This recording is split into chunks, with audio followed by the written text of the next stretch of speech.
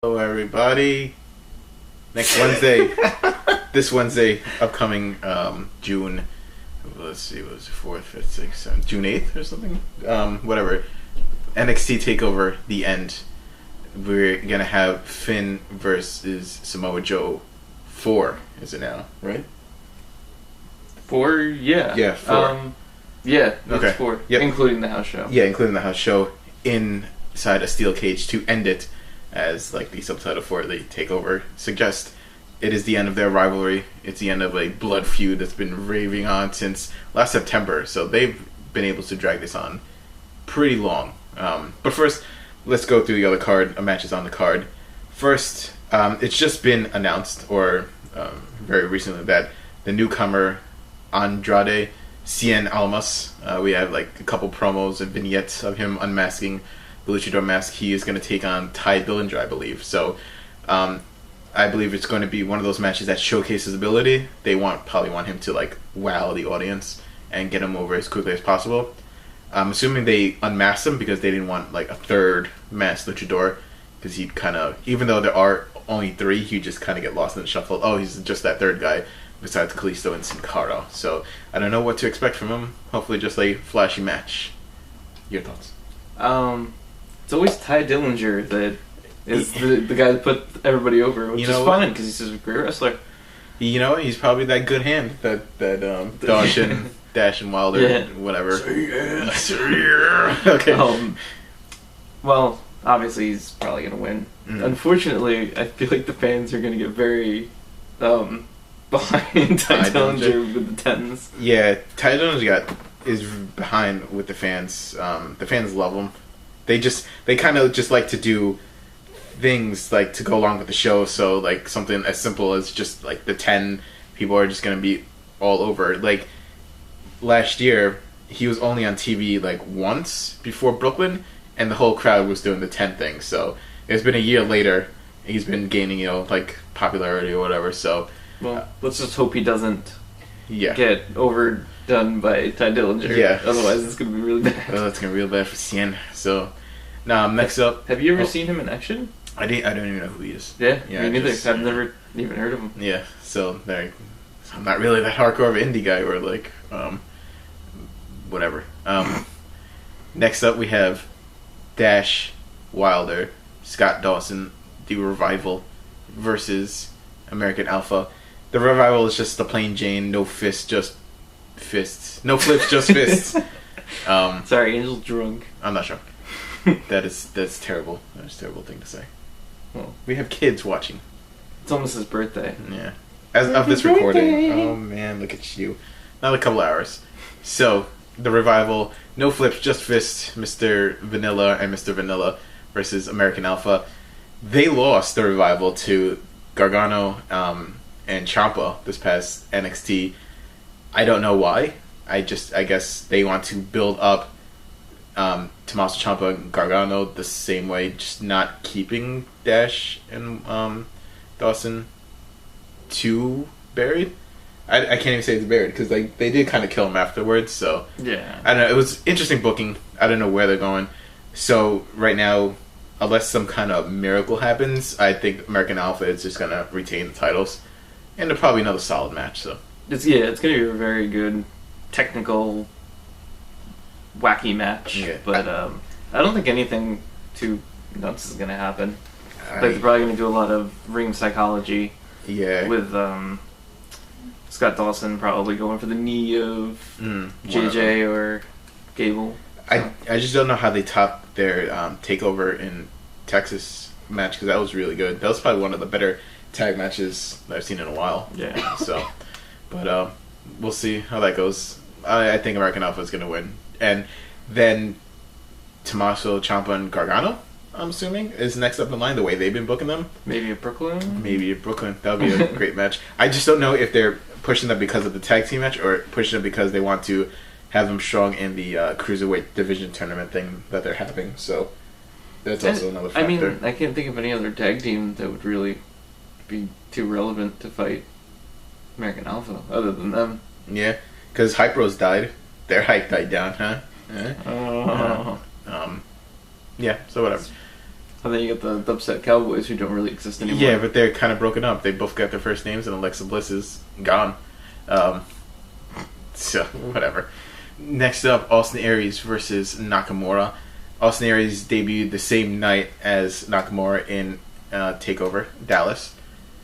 Too much different ovations. Like, when Austin Aries first appeared on NXT TV show, he got, like, a good pop. Then Baron Corbin came and killed him. His match at Dallas was okay.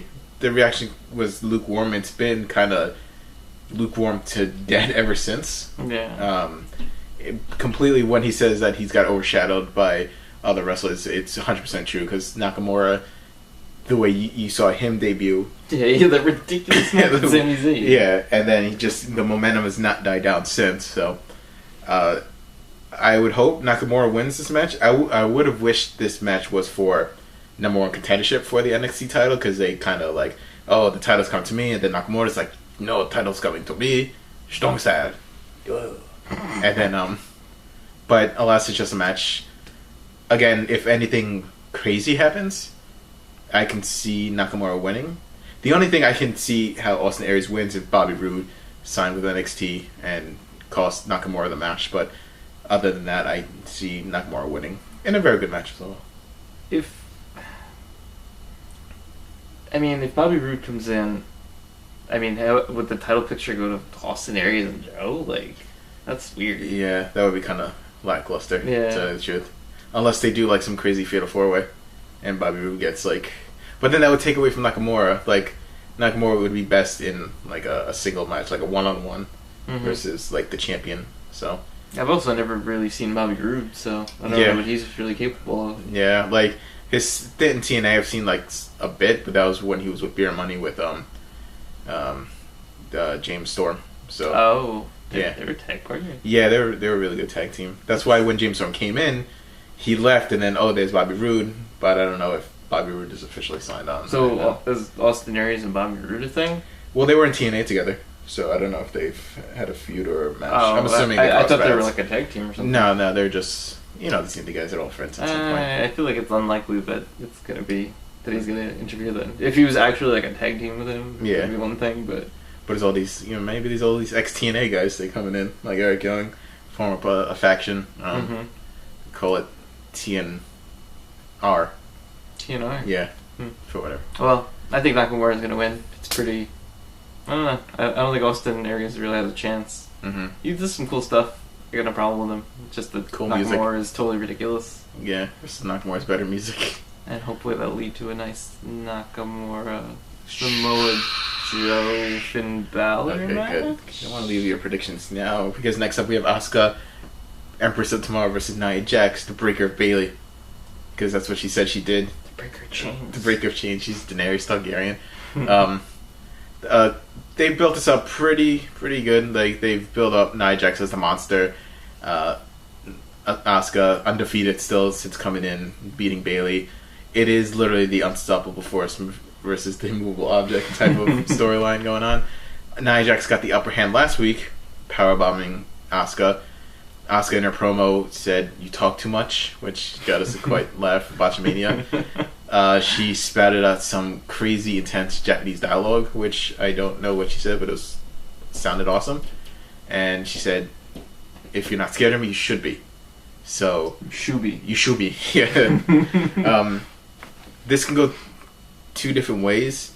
If Asuka wins, Asuka would probably face Bayley at NXT Brooklyn, as in their rematch that they never got. Or if Nia Jax wins, a triple threat match maybe. But I hope it's the former. I hope it's that one-on-one match, because I feel like they're much better than multi-person matches. So I would suggest I would hope that Asuka wins this match and retains the title. I don't think that's gonna happen. I think Nia Jax is gonna win. Damn. So, like, Asuka doesn't even get a one title defense under her reign. Yeah, but I feel like she's gonna get it back at Brooklyn, probably in the triple threat match that we talked about. Right. Because you don't want to make Nia Jax look weak, especially since Bayley is probably on her way to the main roster. And I mean, Asuka and Nia Jax are like the top females pretty much right now. Yeah. Like we don't need to get Bailey any more like over than she already is, because she's already pretty ridiculous. Yeah, because after Asuka and Nia, I guess the pecking order would be like Carmella, Alexa, and then after that would be the Poison Ivy girl, Peyton Royce. I don't know what they're doing with Billie Kay. We haven't seen her in weeks. I know, like she's all over the house shows, but she hasn't been on TV. And then you have the Blanchard daughter. Oh, and the other girl, Santana, whatever. Santana Guerrero, Ferrari. Then you have that like other Jersey girl, the Liv Morgan girl. I don't know how well she's doing. Yeah. So they do have women wrestlers. I just don't know how like quality they're going to. I feel like Peyton Royce is getting there. Yeah, I think she's probably next on line. The thing is, branching off into the brand split a little bit. If they do the separate rosters, depending on what they do with the women division, they don't have a lot of women up in the main roster, and they want to split it. They're gonna have to bring up NXT people, like that could be more, and that could be bad. That could be really bad because not a lot of them are ready. So, but that's for like we don't need any like super green women. Yeah, because we've already been through that with some people. Yeah, and even like Baron Corbin and Apollo, they're kind of getting lost in the shuffle already, and it's not even a brand split yet. I mean, Corbin's doing fine. I feel like Apollo's not doing so good. Apollo's just gonna. I'm surprised he got like moved up as fast as he did. Yeah, I think that was an unwise decision. So, but speaking of the top of the pecking order, the last match, the main event, first ever steel cage match, and I was off. I said in like talkings amongst us, I was like, you know what? Last year we had a ladder match. I would not be surprised if next year, you know, NXT Brooklyn 2, we'd have like the first ever steel cage match. It happened one takeover beforehand, so we're having it this match. This time, Samoa Joe versus Finn Balor. Samoa Joe, the champion, won it in a house show. He's defending it against Finn Balor. I would assume Samoa Joe's gonna win, because Finn Balor has to be like on the cusp of getting a call up. He's been in NXT forever now, and I think it's time. Well, it's never time because they always mess up. It's main roster is always like a flip of the coin. It's like heads they get a good push, tails they just fall down the gutter. But I don't know. I think Samoa Joe's gonna win though. I'm gonna agree with you. I feel like Samoa Joe is going to completely obliterate Finn Balor. Dang, think of like a squash match? Yeah. Damn. Because Finn doesn't need any more, like...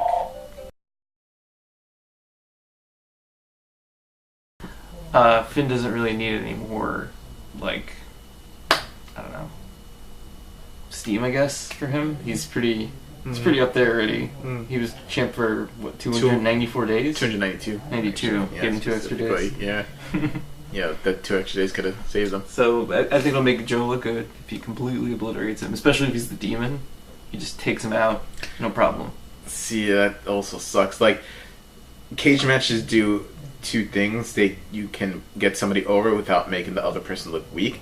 Like, let's say the demon is Finn Balor, and Samoa Joe kind of like beats him, but he escapes barely.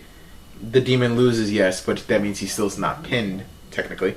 And Joe keeps his title. Finn can just like have a sayonara match at Brooklyn or whatever, and then he can just move up. And, you know, everybody is a win. If you completely destroy him, then Finn would have to do like a little storyline where he goes away for a few months. Or a few weeks, you know, and then shows up on the main roster. Yeah. Or has like a return match at Brooklyn. Like he like goes away for a few weeks, and then he's like, you know what, I'm back again, and then does like a return match at Brooklyn. One match I'd want to see before he goes away, which I think is very soon, especially since they kind of like mentioned in that interview. He was like, oh, WrestleMania, Finn Balor. Yeah. Like, they're definitely hinting at it. Yeah. Like, yeah. Okay. They don't say WrestleMania and NXT show if they're not. Yeah. I would want to see a Finn Nakamura match before he goes. Yeah. Just so we don't have to wait for it on the main roster. Which might never happen. Yeah, I think we're going to miss out, unfortunately. They've been tag partners before, but... Yeah, a lot of house shows. That's why when Samoa Joe won at the house shows, it's like, wait, what? Because my dreams of having a perfect Nakamura versus Finn Balor match at NXT Brooklyn, where Nakamura is the one, Sif would just be like grandiose, but unless he's the first one to like really beat Joe for the title, Joe is just like a monster from now on. It works either way. I would have just like Nakamura and Finn because it would have been like a lot flashier. But if it's Naka Joe, then I ain't mad. I ain't mad at it. So I'm cool with Naka Joe. Yeah, that's gonna be a sick match. Yeah, but that is if that happens. If everything happens the way we predict it, but they can do like just swerve it all over the place and just have all the opposites of what we said win. So who knows? But that's it. What do you guys think? What's going to happen in that NXT Takeover at the end? Who do you think is going to walk away champion? What matches are potentially going to be set up for the next Takeover event? And let us in the comments down below. Any last words? Nope.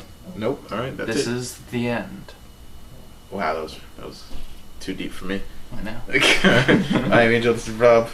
For Christina, off camera. Goodbye. Good night. Subscribe. Peace out.